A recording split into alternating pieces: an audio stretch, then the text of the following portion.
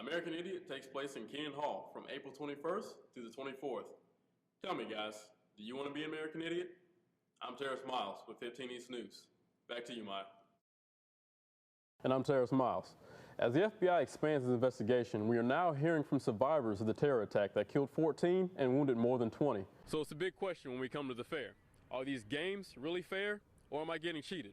We rode with the sheriff's office to find out. We all know the hit songs, 21 Guns, Boulevard of Broken Dreams, and Wake Me Up When September Ends, all from the legendary band Green Day. The hit Broadway musical that showcases all these classic songs is making its way to William Peace University. Yep, you guessed it, American Idiot. It's the most wonderful time of the year. I'm not talking about Christmas, but it's pretty close to it. Sunday's showdown between the Carolina Panthers and the Denver Broncos is sure to be a great one. Will Cam Newton lead the Panthers to their first Super Bowl win, or will Peyton Manning go out on top? We caught up with students around campus to get their expectations about the big game. And Taylor Callan with the story. So whether you're a Chapel Hill fan, Duke fan, or just a fan in general, I'm sure we can all agree this game will be remembered for years to come. I'm Terrace Myles with 15 East News. Maya? Two former detention officers in Durham County are facing assault charges. Investigators say Anita Alston and Rachel Smith used unreasonable force to restrain an inmate. Tonight, two families are picking up the pieces after a fire gutted their homes. It happened on Golden Moss Trail in northwest Raleigh. I was there as the homeowners returned. A fire that seemed to come out of nowhere engulfed two homes in Raleigh Tuesday night. The residents of the homes who made it out safely, this is what they saw. Left in shock and pure disbelief, Barbara and Ben Koval, residents of one of the destroyed homes, were also very grateful that they made it out safely, thanks to a very helpful neighbor. Oh yeah, if she didn't knock on our door, I don't know if we may have made it out, but I'm sure our animals wouldn't have. I don't know if we would have been able to find them. With the house nearly gone, the Kovals managed to save what they could from that terrible night, keeping old pictures and Mrs. Koval's wedding dress. We think for the most part it should be salvageable. Officials are still unclear of what caused the fire to ignite and which house it started in. Investigations are still ongoing. But the Kovals remain grateful for the continued support from family and friends. Everybody's been real supportive. Anything we need, they've just been helping out. Last year, close to 1 million people attended the North Carolina State Fair. The appetizing food venues, rides, and games are generally what people from all parts of North Carolina come for. But this year, the games presented to fair patrons are put into question. Are these games really worth playing?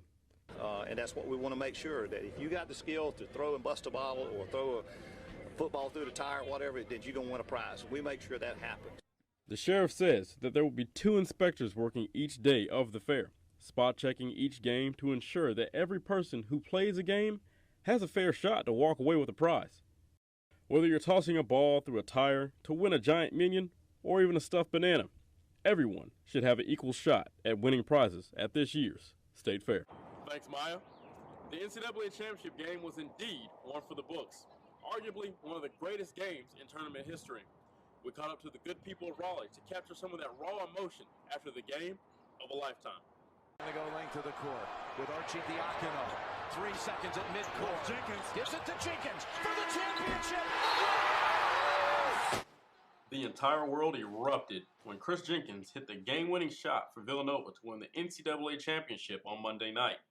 Basketball fans everywhere were either in shock, jumping for joy, or impressed by not only one, but 2 clutch shots from both teams, which happened in a matter of just 10 seconds. Man, I could not move. I couldn't speak. I was just there.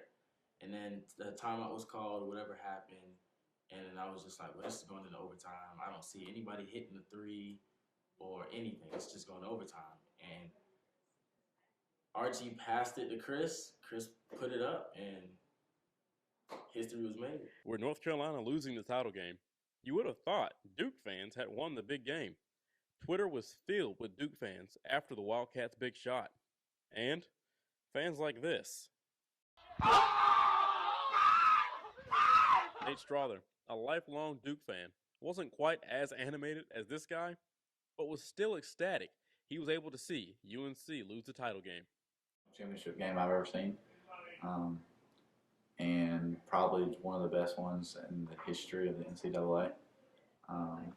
And as a Duke fan, for Carolina to lose on a buzzer beater in the national championship, it really doesn't get any better than that. But the stars of the show were definitely the Villanova Wildcats. We can only dream and hope of another dramatic and exciting title game in the years to come. So whether you're a Chapel Hill fan, Duke fan, or just a fan in general, I'm sure we can all agree this game will be remembered for years to come. I'm Terrace Myles with 15 East News. Maya?